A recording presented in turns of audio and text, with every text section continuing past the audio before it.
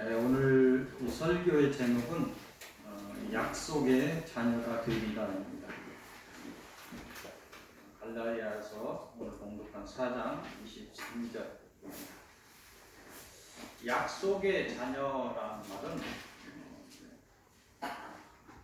성경에서 이야기하고 있는 이 의미는 하나님과 아브라함의 약속대로 아브라함의 씨 이삭이 나와서 상속자가 되었다는 것으로, 이 상속자 이삭이 인간의 의지로 난 자가 아니고 하나님의 약속에 의해서 난 자라, 이런 말씀입니다. 오늘 설교의 서두에 잠시 묵상하려는 것은 뭐냐면, 하나님이 인간에게 하신 약속, 언약이라고, 이 약속 중에서 여러 언약들이 있습니다. 그런데 마지막 시대를 살고 있는 우리에게 다시 주시면서 기억하고 상기하라고 주신 그런 약속을 조금 이렇게 간추려 봤습니다. 7개 정도 간추려서 한번 묵상해 보려고 합니다. 첫 번째 우리가 묵상하려는 그런 언약은 창세기 3장 15절의 언약입니다. 여자의 후손으로 오게 될 메시아 예수 그리스도에 대한 언약입니다. 사단은 여자의 후손인 그리스도와 원수가 되고 그 그리스도가 와서 사단을 이기게 하겠다는 그런 언약의 말씀입니다. 이 언약은 인간을 범죄하게 한 사단에게 준 경고의 말 중에 섞여 있는 언약입니다. 죄를 짓고 하나님을 떠나 인간을 향한 하나님의 사랑에서 기인한 인간 구속의 첫 언약이며 인간 구속의 첫 시작의 틀 같은 그런 것입니다. 두 번째 언약은 아브라함을 통한 복의 언약입니다. 창세기 15장 4절입니다. 창세기 15장은 창세기 12장의 복의 언약을 확증하는 곳입니다. 언약식을 통해서 그 언약에 대한 믿음과 소망을 세우는 것입니다. 아브라함과 하나님 언약을 합니다. 언약식으로 하는 것들을 창세기 15장을 자세히 보면 이제 알 수 있습니다. 이 언약은 아브라함의 후손이 하나님이 약속한 복의 상속자가 된다는 언약입니다. 그 언약은 더 나아가서 아브라함의 후손 예수 그리스도를 통해 하늘의 모든 복까지 포함하는 상속자가 되는 길을 열어서 아브라함의 후손들이, 믿음의 후손들이, 아브라함의 믿음의 후손들이 그 예수 그리스도를 통해 하나님의 상속자가 되게 하셨습니다. 세 번째 우리가 알아야 할 언약은 마태복음 1장 23절에 있는 언약입니다. 임마누엘의 언약입니다. 예수라는 이름이 의미하는 것은 인간을 죄에서 구원할 자입니다. 구원자 예수 그리스도가 이 땅에 오셔서 끝날까지 임마누엘, 즉 우리와 함께 하시겠다는 언약입니다. 그 언약 이후로 하나님께서는 예수 그리스도를 통해 아브라함의 자손된 그런 자에게 성령으로 함께 하시며 그 언약을 실현하셨습니다. 우리가 묵상할 네 번째 언약은 요한복음 1장 12절의 말씀입니다. 하나님의 자녀에 대한 언약입니다. 요한복음 1장 12절을 보면 영접하는 자, 곧 그 이름을 믿는 자들에게는 하나님의 자녀가 되는 권세를 주셨으니, 이때 말씀하십니다. 쉽게 말해서 이 말씀은 예수 그리스도를 믿는 자에게는 누구나 하나님의 자녀가 되게 하시겠다는 그런 언약입니다. 다섯 번째로 우리가 묵상할 언약은 로마서 10장 9절의 언약입니다. 구원의 언약입니다.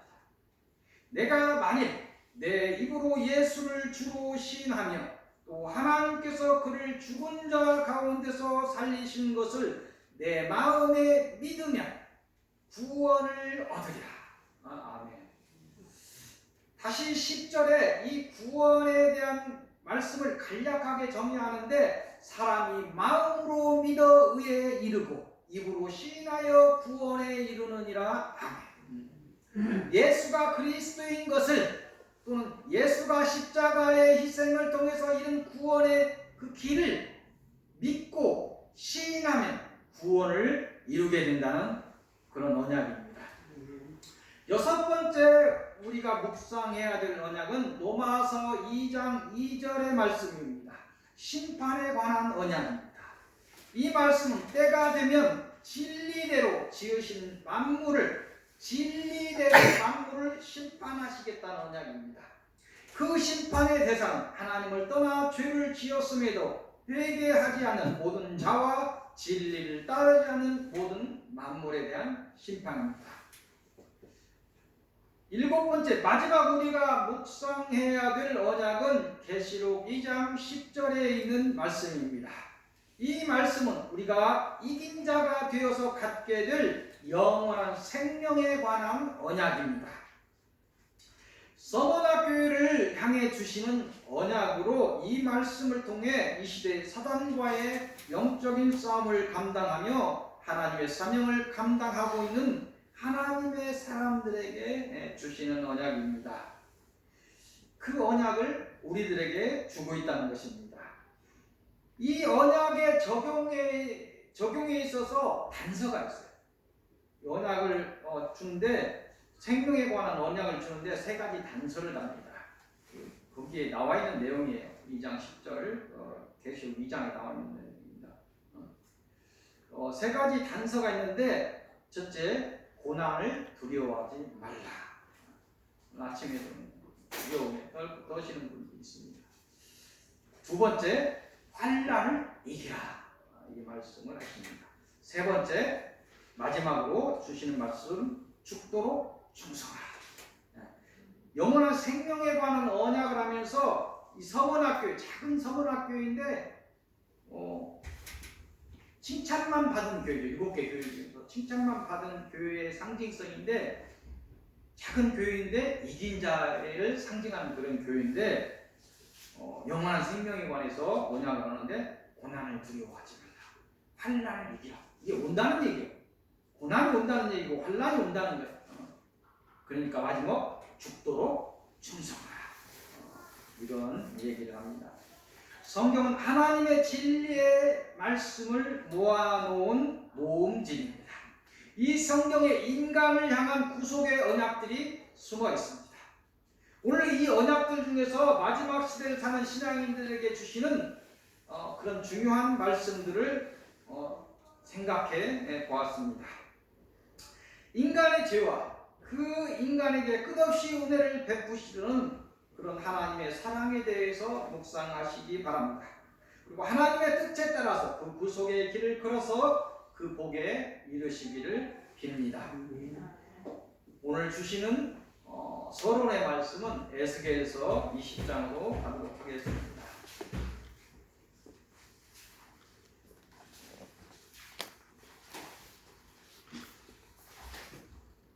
에스겔서 20장 1절에서 32절까지입니다. 이곳을 통해서 주시는 말씀은 죄의 일을 알라. 너희들이 뭔 죄를 지었는지 알고 있느냐, 이런 얘기입니다. 이곳의 내용은 뭐냐면 이스라엘 장로 여럿이 하나님께 물으려, 하나님께 뭘 묻기 위해서 에스겔에게 찾아왔어요. 하나님은 그들에게 그 물음에 대해서 대답을 하지 않고 그들의 죄를 이야기합니다. 그들에게 그들이 지은 죄를 알게 하라. 너희들이 은혜가 내려가지 않는다. 너희들이 무슨 죄를 지어서 이렇게 지금 바벨론에까지 잡혀왔는지 아느냐? 근데 너희들이 지금 시시콜콜 나한테 뭘 묻겠다고, 너희들이 심판받고 있는 중인데 은혜를 나한테 받겠다고 이 말씀을 하시는 거죠.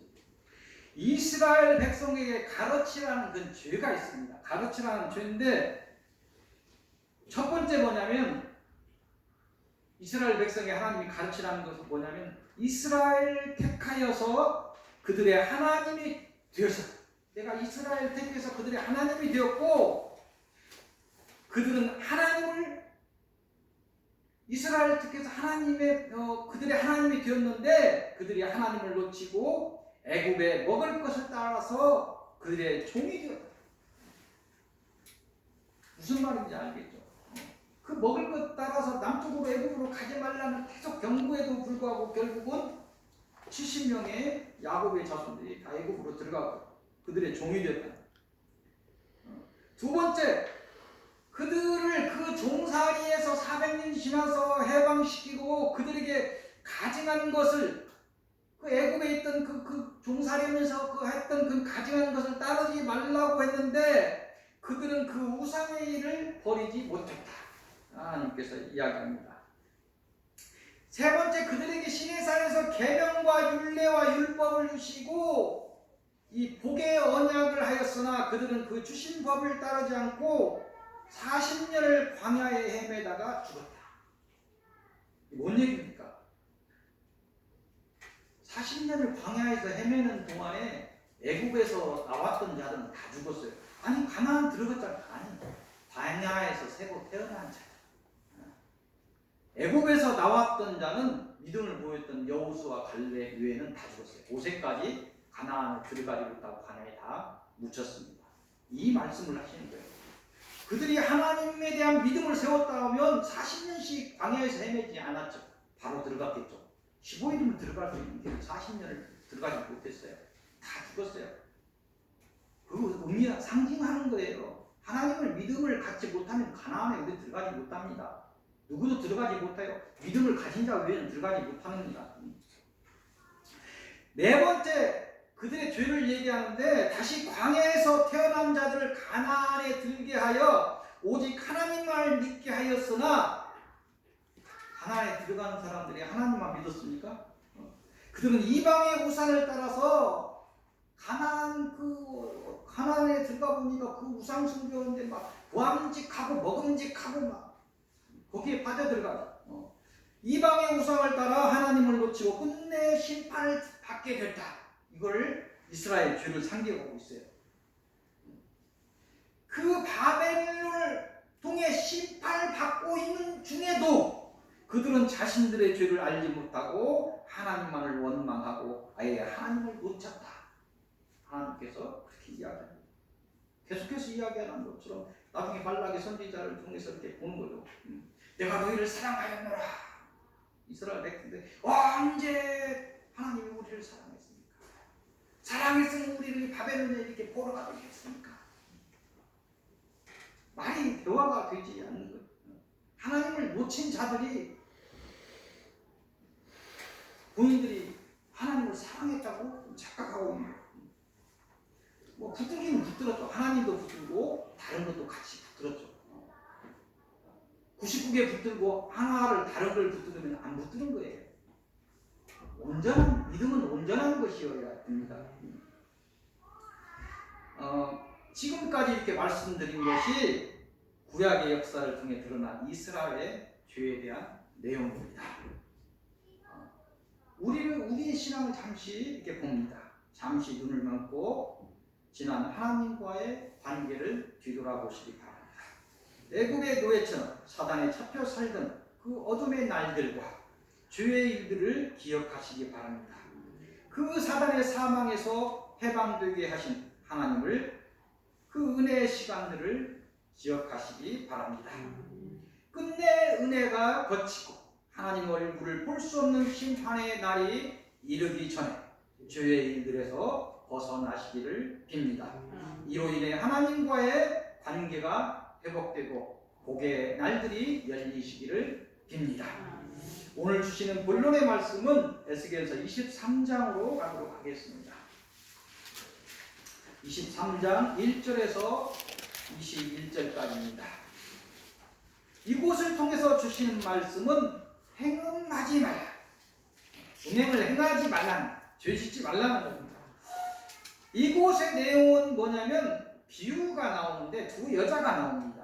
두 정숙하지 않은 여자가 둘 나오는데 오홀라와 오홀리바, 그 두 여자의 이야기, 비유가 있는 이야기가 이곳의 내용입니다.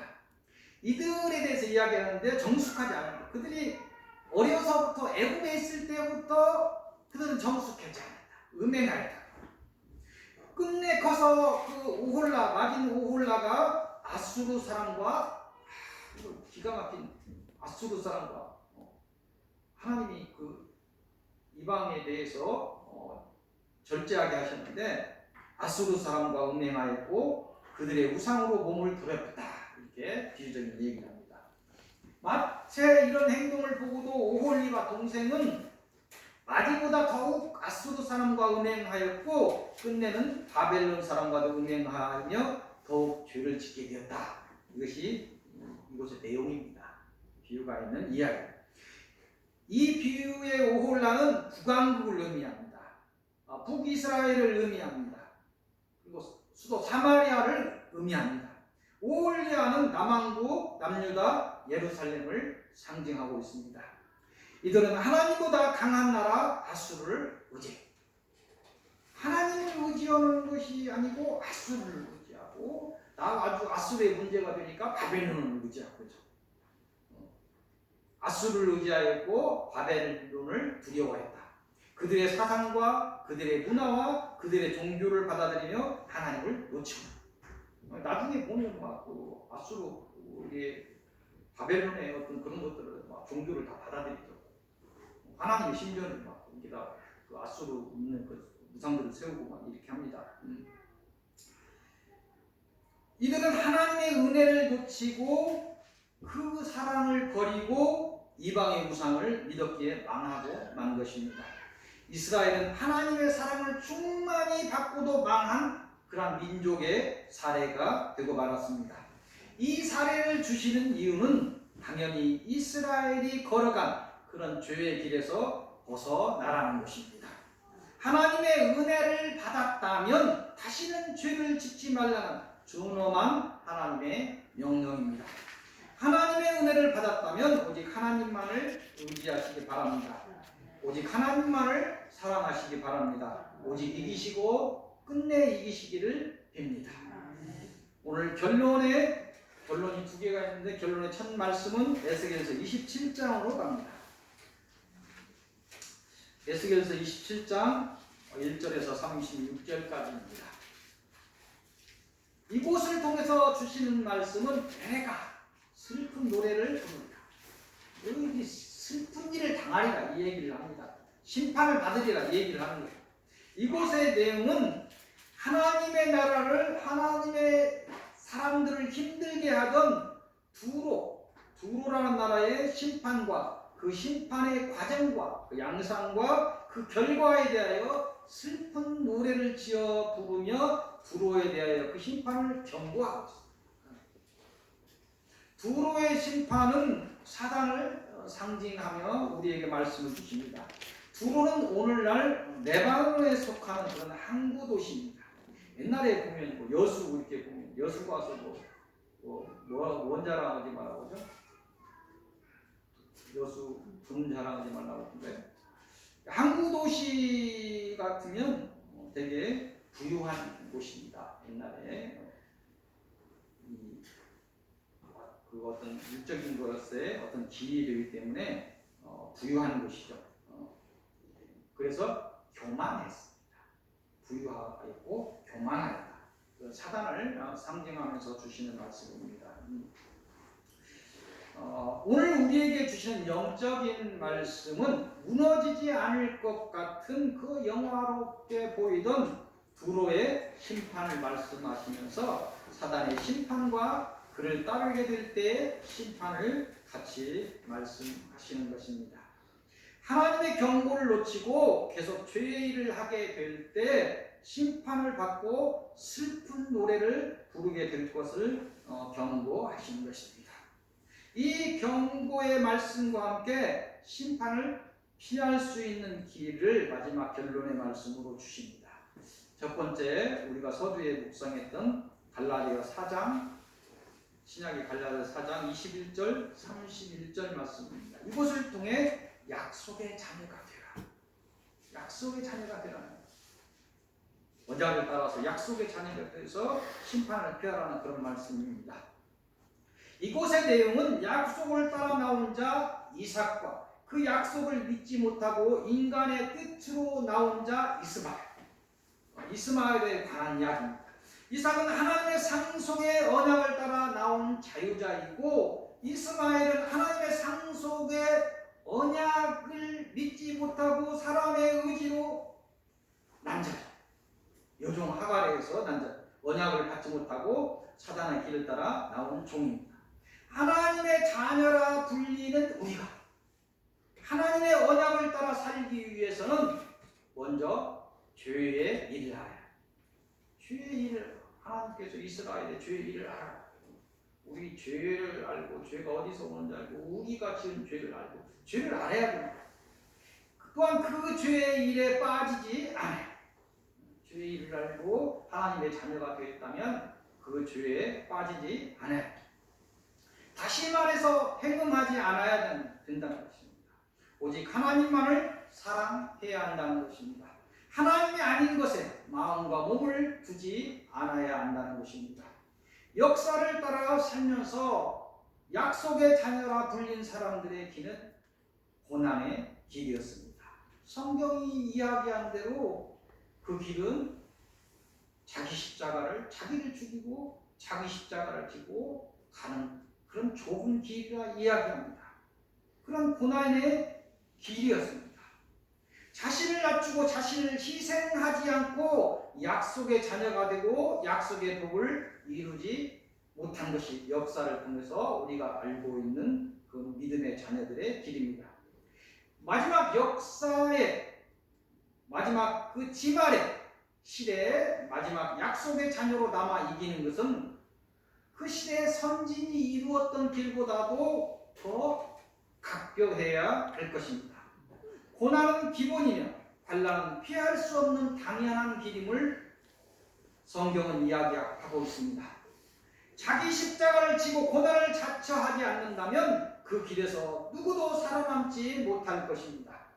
자기를 죽이지 않는다면 그 길에서 모두가 죽을 것입니다. 십자가에 자기를 달지 않는다면 펄펄 살아있다고 한다면 이 시대에도 그는 바리새인이라는 이름을 그 이름표에 달아야 할 것입니다.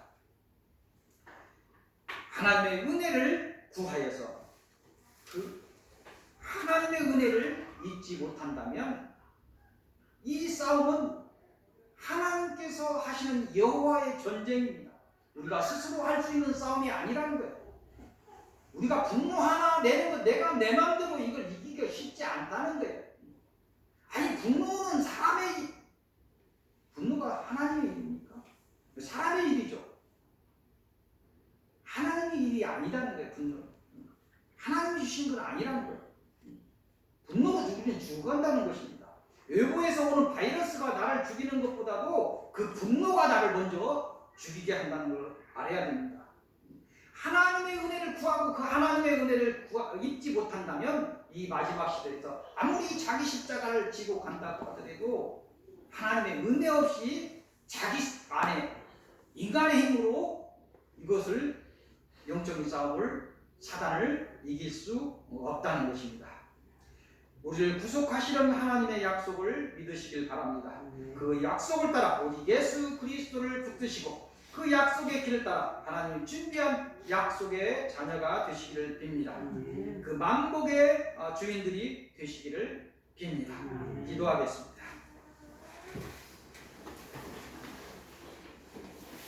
사랑의 하나님, 지난 우리의 날들과 그 주의 날들을 잊지 않게 하옵시고 날마다 자신을 치며 다시 그 주의 일에 빠지지 않게 하옵소서. 지난 시간 우리에게 베푸신 하나님의 은혜와 그 은혜의 날들을 잊지 않게 하시고 오직 하나님만을 붙들게 하옵소서. 때를 분별하여 오직 예수 그리스도를 붙들고 성령의 인도를 바라 약속의 자녀로서 그 누릴 복을 모두 이루게 하옵소서. 이기게 하옵소서. 끝까지 이기게 하옵소서. 주 예수 그리스도의 이름으로 기도하옵나이다.